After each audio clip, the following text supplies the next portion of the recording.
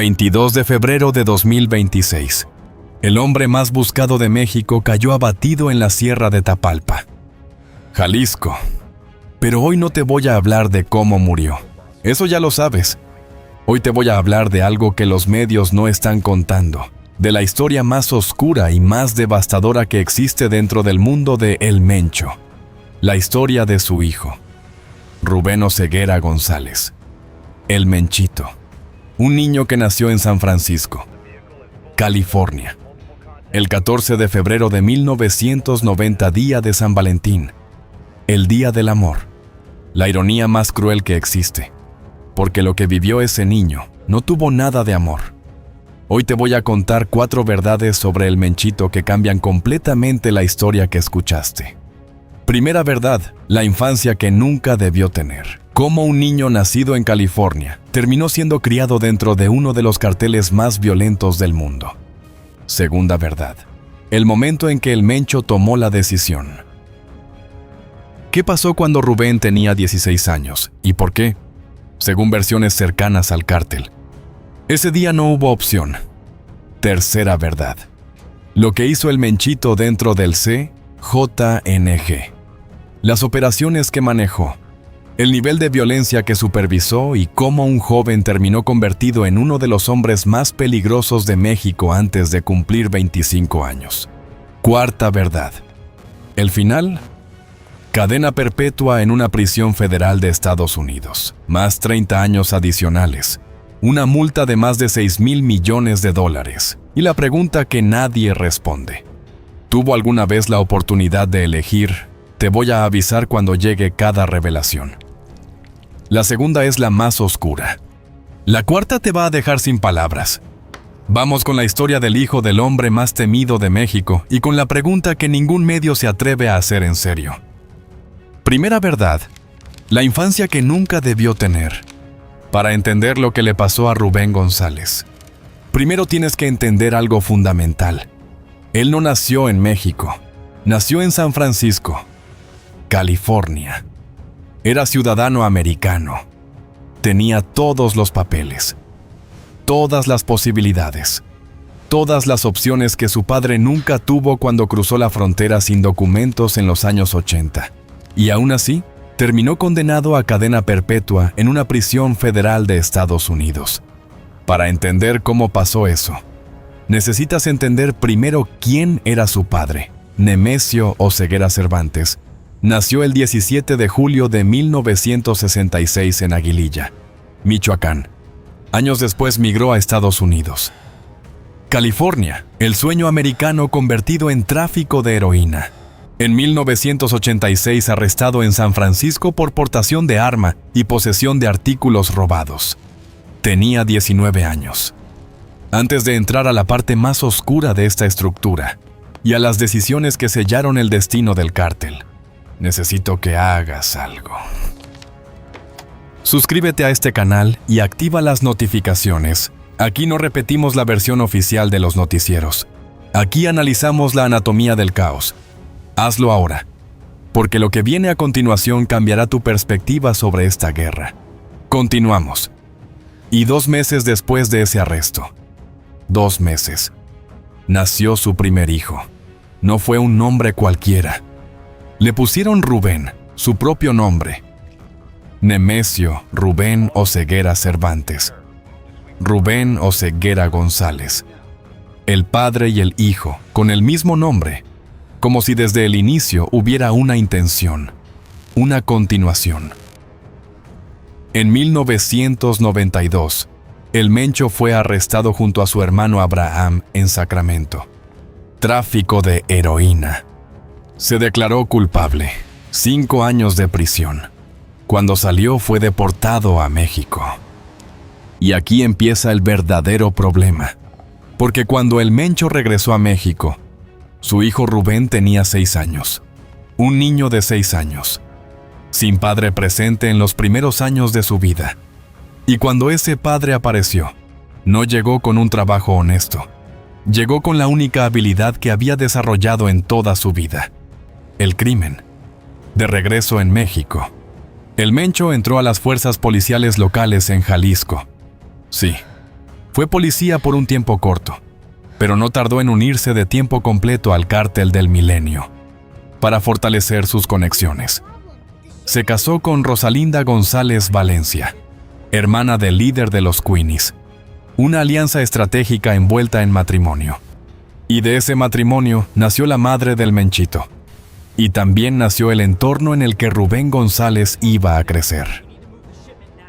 Porque cuando el Mencho empezó a subir dentro del Cártel del Milenio, cuando empezó a manejar rutas, a supervisar operaciones, a construir su nombre dentro del mundo del crimen organizado, su hijo Rubén estaba ahí, no en las reuniones todavía, pero en el ambiente, en las casas de seguridad, en las conversaciones que los niños oyen, aunque los adultos crean que no escuchan, en el mundo que te forma antes de que tengas palabras para describirlo. Los hijos de los capos no son víctimas pasivas ni criminales activos desde el inicio. Son algo más complejo. Son personas formadas dentro de un sistema que no tiene salida, donde la lealtad familiar y la pertenencia al crimen son la misma cosa. Rubén González creció con eso, con la noción de que el apellido significaba algo que protegía, que también exigía. Y cuando llegó a los años de la adolescencia, esa exigencia se volvió concreta. Segunda verdad. El momento en que el Mencho tomó la decisión. Aquí llega la segunda revelación y es la más difícil de procesar. Para el año 2006, el Mencho ya era una figura importante dentro del Cártel del Milenio. Manejaba rutas. Supervisaba operaciones en Jalisco y Colima. Era el tipo de hombre que los líderes necesitaban cerca porque hacía el trabajo que otros no querían hacer. Y su hijo Rubén tenía 16 años. Según versiones de personas que supuestamente estuvieron cerca del círculo familiar en esa época. Versiones que circularon años después entre operadores del cártel. El Mencho tomó una decisión que cambiaría todo. No la anunció con un discurso. No hubo una conversación larga. Supuestamente fue algo más sencillo. Es menor de edad. Un mensaje claro, sin palabras sobrantes. Rubén entra no como visita, no como observador, como parte del negocio. Lo que sabemos con certeza es esto. Entre 2007 y 2017, según documentos judiciales del Departamento de Justicia de Estados Unidos, Rubén Oseguera González dirigió una organización internacional de tráfico de drogas. Eso fue probado en juicio. Eso es hecho. Lo que comenzó antes. Cuando Rubén era adolescente, se conoce a través de testimonios indirectos, de versiones que salieron durante el proceso legal y de lo que fuentes cercanas al CJNG describieron a periodistas de investigación. Y lo que esas versiones pintan es esto. Un adolescente de 16 años que supuestamente fue presentado como el heredero del negocio familiar, no como una opción, como un hecho. Supuestamente la primera tarea que le asignaron no fue violenta, era logística, coordinar comunicaciones, aprender las rutas, entender cómo funciona el dinero, cómo se mueve sin dejar rastro, cómo se lava, cómo se hace invisible. El Mencho supuestamente creía en algo que se repite en muchas estructuras de crimen organizado, que el hijo que no aprende el negocio desde adentro no tiene herramientas para sobrevivir en él, que la única forma de proteger a tu familia en ese mundo es hacerla parte del mundo, que la sangre que no entiende el negocio es sangre que el negocio se puede llevar, una lógica retorcida, pero que dentro de ese universo supuestamente tenía una coherencia brutal. Si tu hijo no está contigo, está expuesto. Si no sabe cómo funciona esto, no sabe cómo protegerse, si no forma parte del negocio, el negocio puede usarlo contra ti. Y así Rubén González empezó a aprender.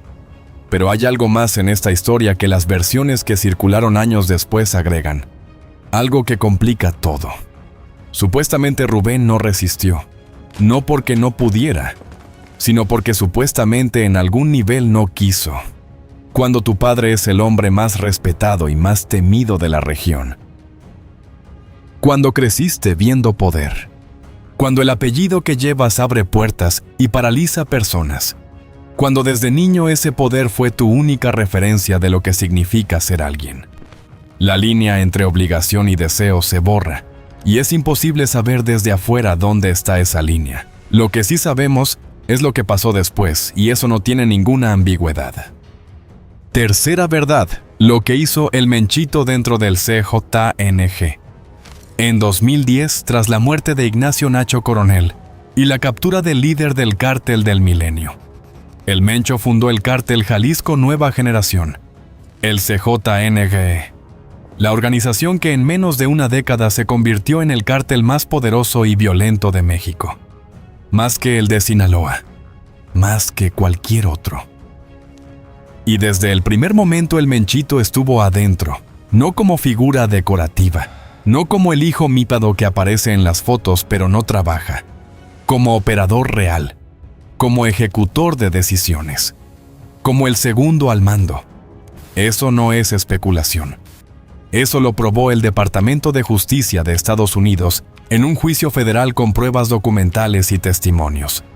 Entre 2007 y 2017, Rubén Oseguera González dirigió las operaciones internacionales de tráfico de drogas del CJNG. Supervisó la producción masiva de metanfetaminas y cocaína de 2012 a 2015. Fue pionero en la distribución de fentanilo hacia Estados Unidos. Utilizó asesinatos, secuestros y torturas para mantener el control de la organización. Esas son las palabras del Departamento de Justicia, no mías, no de fuentes anónimas de la Corte Federal de Washington, D.C. Pero detrás de esos párrafos legales hay algo que los documentos judiciales no describen. La textura de lo que significa vivir esa vida. Rubén González tenía 20 años cuando el CJNG se fundó. 20 años. La edad en que la mayoría de los jóvenes están en la universidad, o empezando su primer trabajo, o aprendiendo quiénes son. Y él ya era el segundo al mando de una de las organizaciones criminales más poderosas del hemisferio. Supuestamente su relación con su padre era compleja. No era la relación de un jefe con un subordinado. Era la relación de un padre con un hijo al que había formado a su imagen. Con todo lo que eso implica. El orgullo, la exigencia, la presión de no fallar. La presión de demostrar que el apellido valía algo. Un ex operador del CJNG, que salió vivo y habló con periodistas de investigación, describiría algo que supuestamente observó durante años. El Menchito no era cruel por naturaleza. Era meticuloso, calculador. Hacía lo que tenía que hacerse porque entendía que en ese mundo la duda mata más rápido que el enemigo. Pero había algo en sus ojos que a veces parecía otra cosa. Como si estuviera buscando una salida que sabía que no existía. Eso es especulación. Eso es lo que supuestamente alguien observó. Lo que sí sabemos con certeza es lo que hizo. Enero de 2014, el ejército mexicano allanó una residencia en Zapopan, Jalisco, a las 3:30 de la mañana. Encontraron a Rubén Oseguera González durmiendo. Se despertó con el ruido. Saltó de la cama. Corrió al patio trasero. Intentó trepar el muro. No pudo. Lo rodearon. Se rindió. Cuando lo revisaron, encontraron 2 rifles AR-15 personalizados grabados con las iniciales CJNG y el número 02, el alias del Menchito dentro del cártel. El número 2, segundo al mando. Literal. Grabado en el arma. También encontraron entre 10 y 16 millones y medio de dólares en efectivo en esa sola casa. En efectivo. Y supuestamente el Menchito intentó ofrecer 17 millones a los oficiales que lo detuvieron para que lo dejaran ir. No aceptaron. Pero entonces pasó algo que define completamente el poder que tenía el apellido en México en ese momento. Lo soltaron. En octubre de 2014 fue liberado por falta de pruebas. Un juez determinó que las evidencias eran insuficientes. Lo dejaron salir y cuando salió fue detenido de nuevo inmediatamente afuera del penal. Literalmente en la puerta por agentes federales y luego lo volvieron a soltar en diciembre. Otro juez. Evidencias insuficientes otra vez. Hay algo en eso que habla de un sistema corrompido hasta los huesos, que habla del alcance real del CJNG dentro de las instituciones mexicanas, que habla de cuánto poder tenía el apellido en ese momento para mover piezas que nadie más podía mover. Pero la historia no terminó ahí. Mayo de 2015. El CJNG derriba un helicóptero artillado de la Fuerza Aérea Mexicana en Villa Purificación, Jalisco. Con un lanzacohetes, un helicóptero militar derribado con un RPG y en el juicio federal en Estados Unidos. Años después, Rubén Oseguera González fue señalado como el responsable de haber ordenado ese ataque. 9 muertos. Junio de 2015 lo detuvieron de nuevo, esta vez con su cuñado, esta vez con más evidencia, esta vez en el penal del Altiplano. Máxima seguridad. A pesar de estar encarcelado, supuestamente siguió operando. El Departamento de Justicia lo señalaría años después como alguien que continuó manejando operaciones del cártel desde prisión. Porque en ese mundo los muros no siempre detienen las órdenes. 23 de febrero de 2020. El gobierno de México aprobó su extradición a Estados Unidos. La misma fecha en que 5 años después, exactamente casi a la misma hora, su padre estaba siendo abatido en Tapalpa, Jalisco. Ayer. 22 de febrero de 2026. La historia de los Oseguera cierra en fechas que parecen diseñadas por alguien que no cree en las coincidencias. En Estados Unidos las cosas fueron diferentes. Aquí no hubo jueces comprados. No hubo evidencias que desaparecieran. No hubo puertas de penal que se abrieran por arte de magia. El juicio fue en el Tribunal de Distrito de Columbia, Washington, D.C. 2 semanas. Un jurado federal. Testimonios. Pruebas documentales. Interceptaciones. Y el 20 de septiembre de 2024, el veredicto culpable de conspiración para importar y distribuir cocaína y metanfetaminas hacia Estados Unidos. De uso de armas de fuego, incluyendo artefactos destructivos en apoyo a la conspiración de tráfico. El fiscal general Merrick Garland dijo algo que resumió todo. El Menchito dirigió los esfuerzos del cártel de Jalisco por utilizar el asesinato, el secuestro y la tortura para construir el cártel en un autodenominado imperio. Un imperio. La palabra que usó el cártel para describirse a sí mismo y que el fiscal repitió como si fuera una condena en sí misma. 7 de marzo de 2025. La jueza Beryl Howell dictó la sentencia cadena perpetua, más 30 años adicionales, más una multa de $6.026 millones, más de 121 billones de pesos mexicanos. 34 años. Rubén González tenía 34 años cuando escuchó esa sentencia. 34 años y una vida entera en una prisión federal americana por delante. Pero hay algo más en esta historia que nadie está contando hoy. Algo que va más allá del crimen. Algo que te obliga a preguntarte cosas incómodas. Mientras el Menchito escuchaba su sentencia en una corte de Washington, mientras el juez leía los cargos, mientras las cámaras de seguridad de la corte grababan su expresión, su padre seguía libre, escondido en algún lugar de la Sierra de Jalisco, el hombre más buscado de México y del mundo, con $15 millones de recompensa sobre su cabeza, vivo, libre, y su hijo pagando por los dos. Supuestamente, cuando el Menchito fue extraditado en 2020, hubo mensajes que circularon dentro del cártel. Mensajes que, según versiones de personas cercanas a la estructura, venían del propio El Mencho.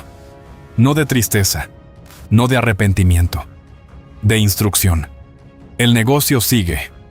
Eso es lo que supuestamente se transmitió por las cadenas de mando. El negocio sigue. El Menchito está dentro, pero el negocio sigue. Y si eso es cierto, si esa fue la reacción de El Mencho cuando su hijo de 34 años fue llevado a un país extranjero a enfrentar una cadena perpetua, ¿qué dice eso del padre? ¿Qué dice eso del hombre que tomó la decisión de meter a ese niño en este mundo cuando tenía 16 años? Cuarta verdad. La pregunta que nadie responde. Y aquí llega la cuarta revelación, la más perturbadora, la que redefine toda esta historia. ¿El Menchito tuvo alguna vez la oportunidad de elegir? No es una pregunta retórica, es la pregunta central de toda esta historia. Y la respuesta no es simple, porque hay dos versiones de Rubén González, y ambas son verdad al mismo tiempo.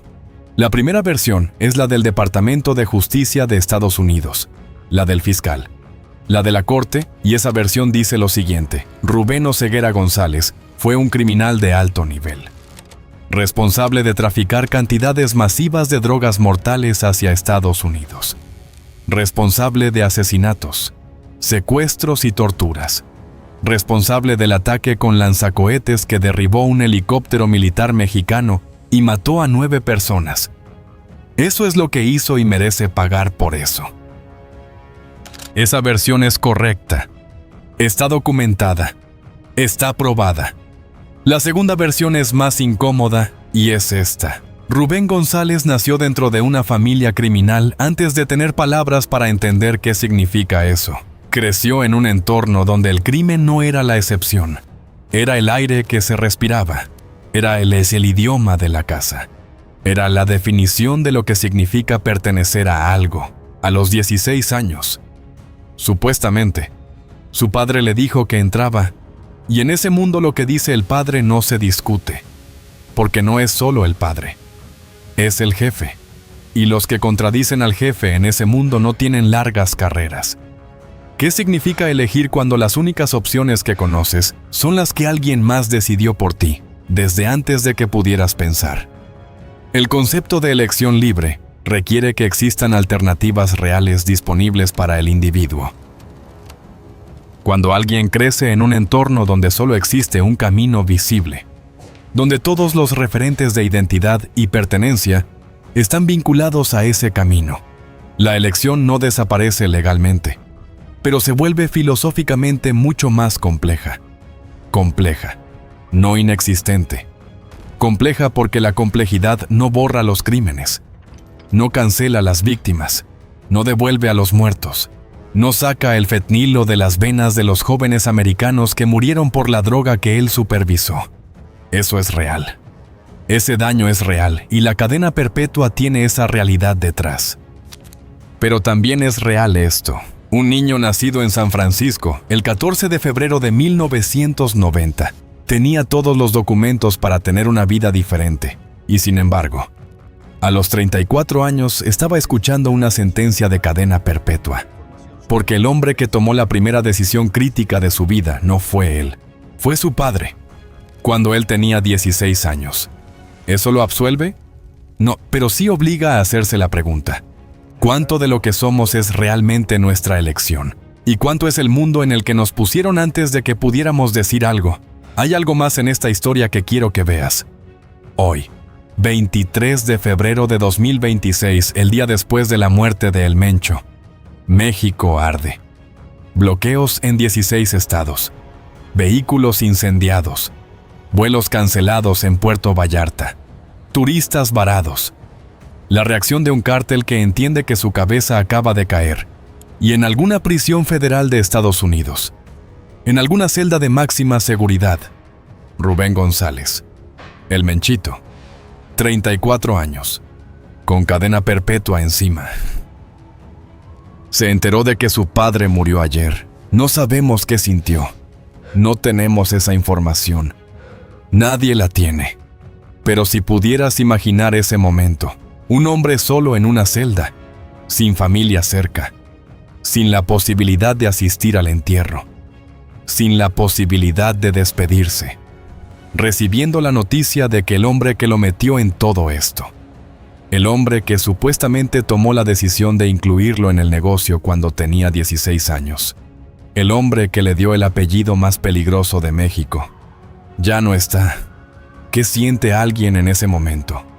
Dolor, alivio, rabia. Las tres cosas al mismo tiempo. No lo sé. Nadie lo sabe.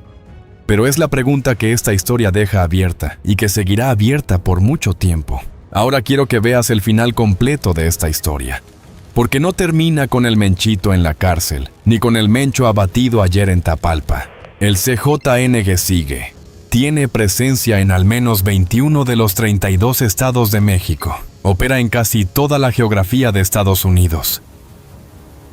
Tiene redes en África, Europa y Asia. Es una organización global y ahora sin líder, sin el segundo al mando. ¿Qué pasa cuando un cártel de ese tamaño pierde la cabeza? Los expertos en seguridad lo están diciendo hoy mismo. El vacío de poder es el momento más peligroso. No cuando hay un líder fuerte, sino cuando ya no hay uno, porque entonces todos quieren serlo. Y la guerra que se genera para decidir quién lo es, a veces mata más personas que el cártel en años de operación normal. Lo vimos con el cártel de Sinaloa cuando cayó el Chapo. Lo vimos con otras organizaciones. Lo estamos viendo ahora. Los bloqueos de hoy, los vehículos incendiados, las carreteras cortadas no son solo reacción al duelo. Son también un mensaje de poder. Alguien está enviando ese mensaje diciéndole al mundo y diciéndole a los que están adentro: yo todavía controlo esto. Yo soy el siguiente. Y esa es la herencia real de los Oseguera. No el dinero, no el poder que alguna vez tuvieron, sino el caos que dejan cuando se van. Esta es la historia que los medios no están contando hoy. Hoy todos hablan del operativo en Tapalpa, de los helicópteros, de los bloqueos, de quién va a suceder a El Mencho, de la recompensa, de la coordinación con Estados Unidos, de los lanzacohetes decomisados. Nadie está hablando de un hombre de 34 años en una celda federal americana sin posibilidad de salida, con cadena perpetua, que acaba de perder a su padre y que lleva el mismo nombre que él, Rubén, como si desde el principio hubiera sido diseñado para hacer una extensión, una continuación, un apellido que se repite. Hoy la historia de los Oseguera no terminó.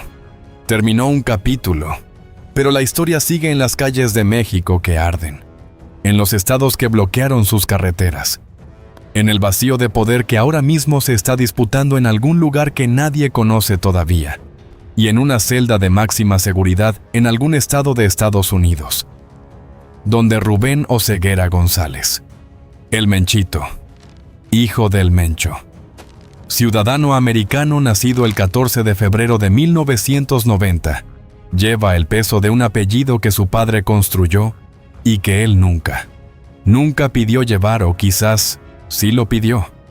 Esa es la pregunta que nadie puede responder desde afuera, y que quizás él mismo no podría responder desde adentro.